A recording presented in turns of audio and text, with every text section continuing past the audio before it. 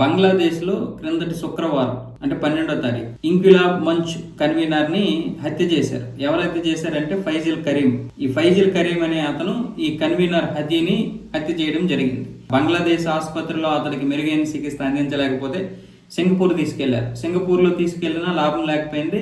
చివరికి చనిపోయాడు. మొన్న చనిపోవడంతో ఇప్పుడు అల్లర్లు మొదలయ్యాయి కదా. ఆ చనిపోవడానికి ముందు రోజు ఈ ఫైజల్ కరీం అనే అతను తన యొక్క స్నేహితురాలకి అంటే లవరు కమ్ స్నేహితురాలు ఆమెకు ఫోన్ చేసి బంగ్లాదేశ్ రేపు గజ్జ గజ్జ వణికిపోతుంది, ఏదో జరగబోతుంది బంగ్లాదేశ్లో, అది చూస్తూ ఉండు అంటూ ఫోన్లో చెప్పాడంట. ఆ ఫోన్లో చెప్పిన మరుసటి రోజు హదీని హత్య చేయడం జరిగింది. ఇప్పుడు హదీ మరణించడంతో ఇప్పుడు బంగ్లాదేశ్ అట్టుడికిపోతుంది. ఈ అట్టుడికిపోవడం ఎలా అంటే వీళ్ళు అంటే అసలైనటువంటి సమస్యను పక్కన పడేసి ప్రజల యొక్క ఆస్తిని అలాగే ప్రైవేట్ ఆస్తిని ముఖ్యంగా వాళ్ళ జాతిపిత అయినటువంటి ముజిబుర్ రెహమాన్ యొక్క ఇంటిని, అది లైబ్రరీగా ఉంది, ఆ ఇంటిని కాల్చేశారు.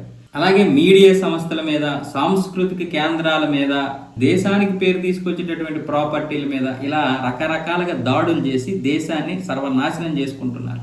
సరే, వాళ్ళ దేశాన్ని వాళ్ళు ఏదో నాశనం చేసేశారు. ఇక్కడ ఇద్దరు ముస్లింలు దెబ్బలాడుకుంటే అంటే వీళ్ళిద్దరి మధ్య వచ్చినటువంటి ఈ యొక్క ఇష్యూ ఇప్పుడు దేశం మొత్తం కూడా తగలబడిపోతుంది. ఇక్కడ కూడా బంగ్లాదేశ్లో ఉన్నటువంటి ఆ అమాయక యువకులు గ్రహించలేకపోతున్నారు దేశం ఏ విధంగా ఇది అయిపోతుంది అన్న విషయం. రేపు జీవితం నాశనం అయిపోయిన తర్వాత మరొక తరం తర్వాత తెలుస్తుంది వాళ్ళకి చేసినటువంటి తప్పు. తెలుస్తుందో తెలియదో మరి మనకు తెలియదు. ఆ ఉగ్రవాద భావజాలంతో ఉంటే ఎవరికీ ఏం తెలియదు. కానీ ఇక్కడ హిందువుల మీద తీసుకొచ్చి మహమ్మద్ ప్రవక్తను తిట్టాడని, అది చేసాడని, ఇది చేసాడని చంద్రదాసు లాంటి హిందువుల్ని కొట్టి చంపి కాల్చేస్తున్నారు చేతకైన వెధవలు.